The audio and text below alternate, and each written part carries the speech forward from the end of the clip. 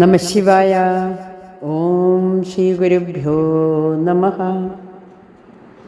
ഭാരത പ്രധാനമന്ത്രി ശ്രീ നരേന്ദ്രമോദി അമ്മയെക്കുറിച്ച് പറയുന്നത് ഇങ്ങനെയാണ്. അമ്മ ആത്മീയ ദീപശിഖാവാഹിനിയാണ്. സ്നേഹത്തിൻ്റെ, കാരുണ്യത്തിൻ്റെ, സേവനത്തിൻ്റെ, ത്യാഗത്തിൻ്റെ പര്യായമാണ് അമ്മ. മാതാ അമൃതാനന്ദമയി ദേവി ഭാരതത്തിൻ്റെ മഹത്തായ ആധ്യാത്മിക പാരമ്പര്യത്തിൻ്റെ നേരവകാശിയാണ്. അമ്മയുടെ ജീവിത സന്ദേശം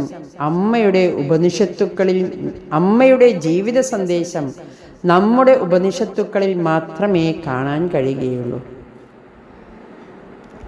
നത്വം അഹം നത്വഹം കാമയേ രാജ്യം ന സ്വർഗം ന പുനർഭവം കാമയേ ദുഃഖതപ്താനാം പ്രാണിനാം ആർത്തനാശനം എന്ന് നമ്മൾ പലപ്പോഴും കേട്ടിട്ടുണ്ട്. എനിക്ക് രാജ്യം ആവശ്യമില്ല, സ്വർഗത്തിലെ സുഖസൗകര്യങ്ങൾ ആഗ്രഹിക്കുന്നില്ല. കഷ്ടപ്പാടുകൾ കൊണ്ട് ബുദ്ധിമുട്ടുന്ന മനുഷ്യ സമൂഹത്തിൻ്റെ വേദനകളും സങ്കടങ്ങളും ഇല്ലാതാക്കുക എന്നത് മാത്രമാണ് എൻ്റെ ഏക ആഗ്രഹം. ഇതാണ് ശ്ലോകത്തിൻ്റെ സാരം. ഇത്തരം മൂല്യങ്ങൾ പരിപോഷിപ്പിക്കുന്നതും പാരമ്പര്യങ്ങൾ ഉയർത്തിപ്പിടിക്കുന്നതുമായ ഒരു സമൂഹത്തിന് സേവനവും ചികിത്സയും പ്രബുദ്ധതയും, അതുകൊണ്ട് തന്നെ ചികിത്സ ഒരു സേവനവും ആരോഗ്യ സംരക്ഷണവും ഒരു അർപ്പണവുമായി കരുതുന്ന ഒരു രാഷ്ട്രമാണ് ഭാരതം. ഭാരതത്തിൽ ആരോഗ്യ സംരക്ഷണവും ആത്മീയതയും പരസ്പരം ബന്ധപ്പെട്ടിരിക്കുന്നു. ഔഷധങ്ങളുമായി ബന്ധപ്പെട്ട് ആയുർവിജ്ഞാനം എന്നറിയപ്പെടുന്ന ഒരു വേദം നമുക്കുണ്ട്. നമ്മുടെ വൈദ്യശാസ്ത്രം ആയുർവേദം എന്നറിയപ്പെടുന്നു. ആയുർവേദത്തിലെ ഏറ്റവും ഉയർന്ന പണ്ഡിതർക്കും ശാസ്ത്രജ്ഞർക്കും നമ്മൾ ഋഷി അല്ലെങ്കിൽ മഹർഷി എന്ന പദവി നൽകുകയും അവരിൽ പൂർണ്ണ വിശ്വാസം അർപ്പിക്കുകയും ചെയ്തിരുന്നു.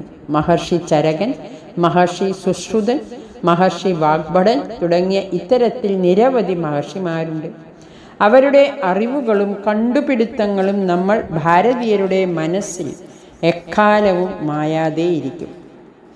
അടിമത്തത്തിൻ്റെ നൂറ്റാണ്ടുകളിലെ ഇരുണ്ട ദിവസങ്ങളിൽ പോലും ഈ സംസ്കാരത്തിനും ചിന്താഗതിക്കും അല്പമൊന്ന് മങ്ങലേൽപ്പിക്കാൻ പോലും നമ്മൾ ഒരിക്കലും അനുവദിച്ചില്ല. നമ്മൾ അതെല്ലാം സംരക്ഷിച്ചു. ഒരിക്കൽ കൂടി നമ്മുടെ ആ ആത്മീയ പ്രഭാവം ശക്തി പ്രാപിച്ചു കൊണ്ടിരിക്കുകയാണ്.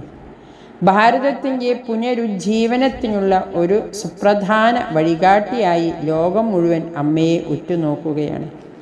അമ്മയുടെ നിശ്ചയദാർഢ്യവും പദ്ധതികളും വലിയ സേവന സംരംഭങ്ങളുടെ രൂപത്തിൽ ഇന്ന് നമ്മുടെ മുന്നിലുണ്ട്.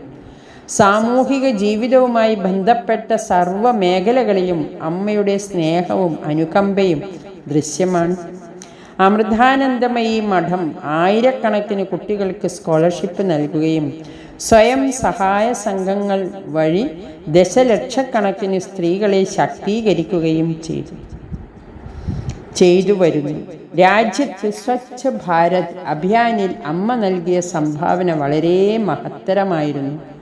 ഗംഗയുടെ തീരത്തുള്ള പ്രദേശങ്ങളിലെ കുടുംബങ്ങൾക്ക് വേണ്ടി ഒരുപാട് കാര്യങ്ങൾ ചെയ്യാൻ സാധിച്ചത് സ്വച്ഛ് ഭാരത് നിധിയിലേക്ക് അമ്മ നൽകിയ വിലയേറിയ സംഭാവനകൾ കാരണമാണ്. ഇത് നമാമി ഗംഗെ പദ്ധതിക്കും പ്രചാരണത്തിനും ഏറെ സഹായകമായി. ലോകം മുഴുവൻ ഇന്ന് അമ്മയെ ബഹുമാനിക്കുന്നു. കഴിഞ്ഞ കുറേ പതിറ്റാണ്ടുകളായി അമ്മയുടെ അനുഗ്രഹവും വാത്സല്യവും തുടർച്ചയായി അനുഭവിക്കുന്ന ഞാൻ, അതായത് മോദി, വളരെ ഭാഗ്യവാനാണ്. അമ്മയുടെ ലാളിത്യവും മാതൃരാജ്യത്തോടുള്ള മഹനീയമായ കാഴ്ചപ്പാടും എനിക്ക് നേരിട്ട് അനുഭവിച്ചറിയാനായിട്ടുണ്ട്.